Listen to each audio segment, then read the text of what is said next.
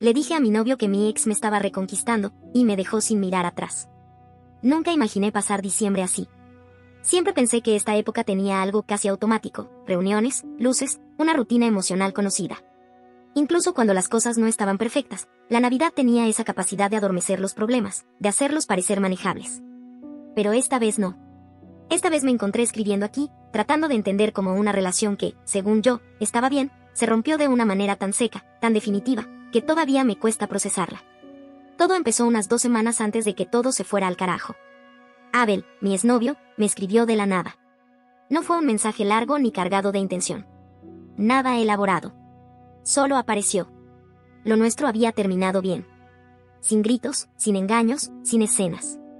Simplemente, en su momento, yo le propuse abrir la relación y él no quiso. Eso fue todo. Lo acepté, me dolió, pero seguí adelante. Nunca pensé que volvería a ser relevante. En ese entonces yo estaba con Héctor. Y quiero dejar esto claro desde el principio, nuestra relación no estaba mal. No vivíamos peleando, no había celos enfermizos ni desconfianza. Era estable, tranquila. Tal vez demasiado.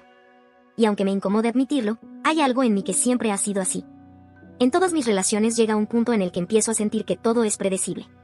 No porque la otra persona falle, sino porque siento que ya sé exactamente qué va a pasar mañana, pasado y dentro de 6 meses. Sé que no es sano. Sé que es un problema mío. Pero en ese momento no lo estaba analizando así. Cuando Abel empezó a escribirme, al principio fue completamente normal. Conversaciones de amigos. Preguntas básicas, recuerdos sueltos, anécdotas. Nada que, en teoría, cruzara un límite. Aún así, decidí no contárselo a Héctor. No porque estuviera haciendo algo malo, sino porque no quería explicaciones incómodas ni malentendidos.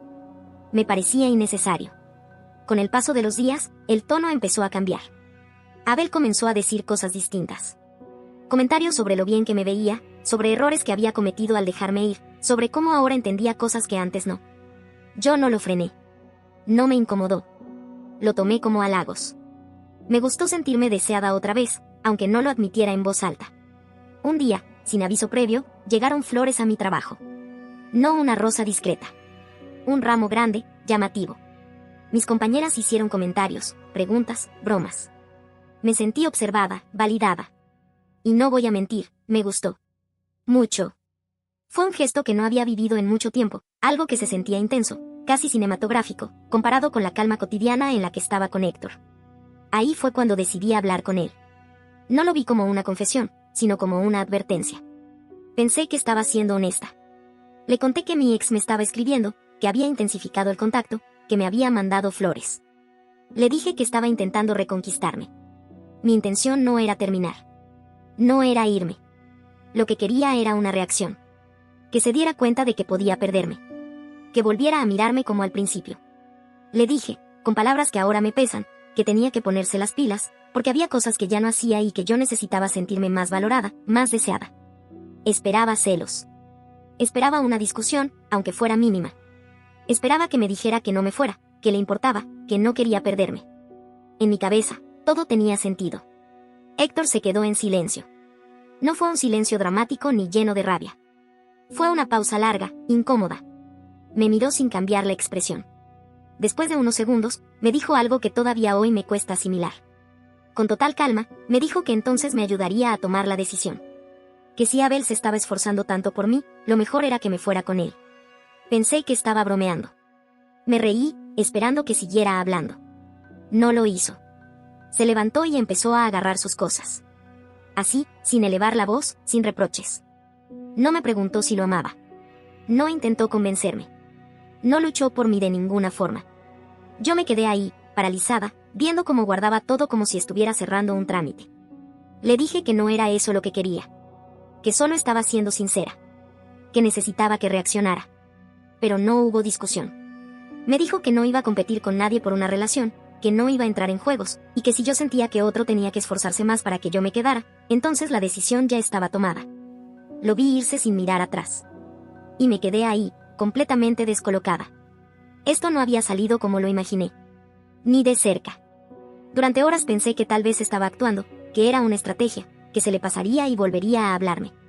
Por eso no lo busqué de inmediato. Me di unos días. Pensé que ambos necesitábamos procesarlo. Pero los días pasaron. y lo único que hubo fue silencio. Al principio intenté convencerme de que el silencio era temporal. Que Héctor estaba dolido, que necesitaba espacio, que en cualquier momento me escribiría para hablar con más calma.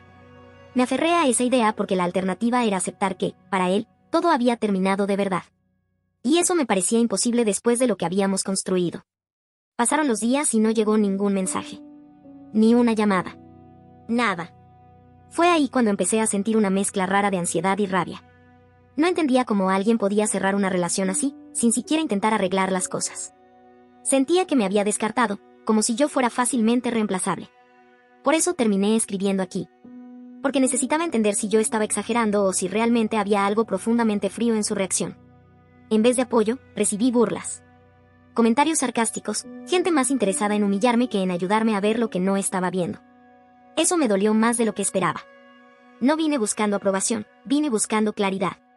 Como no la encontré, decidí seguir lo que sentía en ese momento. Y ahí fue cuando empecé a equivocarme de verdad. Después de varios días sin noticias, decidí buscar a Héctor. No quería discutir, no quería reproches. Solo hablar. Pero no respondió. Le escribí una vez. Luego otra. Hasta que me di cuenta de algo que me dejó helada, me había bloqueado. Así, sin explicaciones. Sin una última conversación. Me pareció exagerado, incluso cruel. No habíamos terminado a los gritos ni con insultos. ¿Por qué cerrarlo todo de una forma tan tajante? Sentí que me había quitado hasta la posibilidad de entender qué había pasado realmente. Con esa mezcla de despecho, confusión y orgullo herido, tomé una decisión impulsiva. Busqué a Abel. Me sorprendió notar que ya no me escribía como antes. Nada de mensajes largos ni halagos constantes. Solo respondía cuando yo iniciaba la conversación. Aún así, decidí llamarlo y pedirle vernos. Cuando atendió, su tono fue extraño. Distante. Apurado. Ah, eras tú, dijo. Esa frase me descolocó por completo. ¿Cómo que eras tú? Intenté ignorar la incomodidad y le propuse vernos. Me dijo que estaba ocupado. Insistí un poco más y aceptó, pero puso una condición que desde el primer momento me molestó: tenía que ir yo a verlo. El lugar quedaba casi a 2 horas de donde estaba. Le pregunté si no podía pasar por mí. Chasqueó la lengua, molesto, y me dijo que si no podía ir, no pasaba nada. Que lo dejáramos ahí. Aún así, acepté. Y ahora, al escribirlo, me doy cuenta de lo mal que estuvo. Pero en ese momento lo hice porque necesitaba creer que ese encuentro podía ser el inicio de algo. Una especie de salvavidas emocional después de lo de Héctor. El trayecto fue horrible. Tráfico, calor, gente empujando. Llegué cansada, irritada, pero todavía con expectativa. Cuando por fin lo vi, pedimos algo para tomar. Desde el primer minuto sentí que algo no encajaba.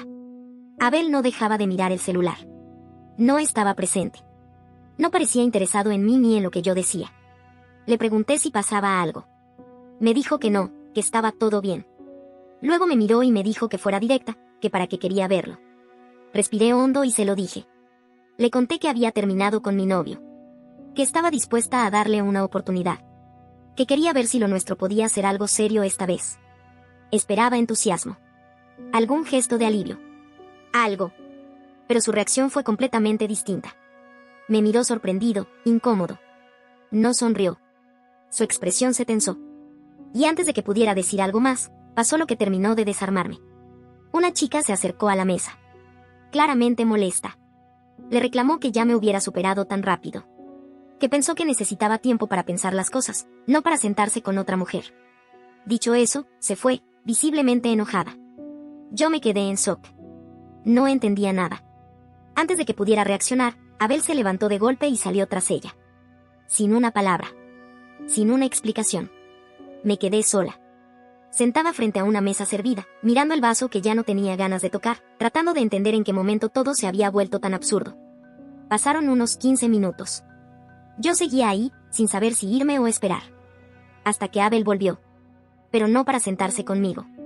Solo regresó para agarrar sus cosas. Me dijo que necesitaba ser honesto. Que todo ese tiempo me había usado para darle celos a su ex. Que sabía que yo todavía sentía algo por él y que, por eso, sabía que iba a caer. Sentí un nudo en el pecho. Le pregunté por qué me había hecho eso. ¿Por qué jugar conmigo así? Él solo se encogió de hombros, como si yo no importara. Agarró sus cosas, me dijo cuídate y se fue. Corriendo. Alcanzó a la chica afuera. Y yo me quedé ahí, completamente rota, con la cuenta sin pagar y la sensación más humillante que había tenido en mi vida. No solo había perdido a Héctor. Había perdido algo de mí misma. Salí de ese restaurante con una mezcla de vergüenza y rabia que no sabía dónde poner. Caminé varias cuadras sin rumbo, tratando de ordenar lo que acababa de pasar. Me sentía usada, descartada, como si todo hubiera sido una mala broma de la que yo era el único chiste. Abel no solo había jugado conmigo, también había contribuido, sin saberlo o sin importarle, a que yo perdiera la relación que tenía. Y lo peor era que, en ese momento, no sabía a quién odiar más, a él o a mí. Durante los días siguientes estuve en automático. Iba al trabajo, volvía a casa, miraba el celular esperando algo que nunca llegaba. Héctor seguía sin aparecer. Ni un mensaje, ni una llamada, ni una señal mínima de que yo todavía existía en su vida. Ese silencio empezó a doler más que la discusión misma. Era como si me hubiera borrado de un plumazo. Intenté convencerme de que lo que había pasado con Abel era un episodio aislado, un error puntual, algo de lo que podía aprender. Pero la sensación de haber perdido mi dignidad no se iba. Me repetía que era humana, que me había equivocado, que no merecía ese nivel de desprecio. Aún así, no encontraba la forma de levantarme del todo. Días después, cuando ya creía que no iba a saber más de Abel, me escribió. No para disculparse. No para explicar nada. Me escribió para pedirme un favor. Me mandó un audio, casi suplicando, pidiéndome que hablara con su novia. Que le explicara que entre nosotros nunca había pasado nada. Técnicamente, era cierto. Pero escucharle pedir ayuda después de todo lo que me había hecho fue surrealista. Me quedé mirando el mensaje varios minutos antes de responder. Y acá es donde me da vergüenza admitir lo que pensé. En ese punto yo ya había perdido demasiado. Héctor, mi orgullo, mi imagen frente a otros. Así que se me cruzó una idea ridícula pero tentadora. Si al menos podía sacar algo de todo esto, tal vez no sentiría que había sido en vano. Le dije que hablaría con su novia si él cumplía una promesa que Héctor me había hecho antes de todo esto. Me había prometido que para Navidad me compraría una Dyson. Puede sonar superficial, pero en ese momento no se trataba del objeto. Era lo único tangible a lo que podía aferrarme para no sentir que todo había sido mentira. Abel aceptó sin dudarlo. Me dijo que no había problema, que lo hacía. Le aclaré que primero quería verla comprada. Me respondió que todavía no la habían pagado, pero que en unos días lo harían, que confiara en él. Y yo, contra toda lógica, le creí. Hablé con la chica. Le conté todo con lujo de detalles.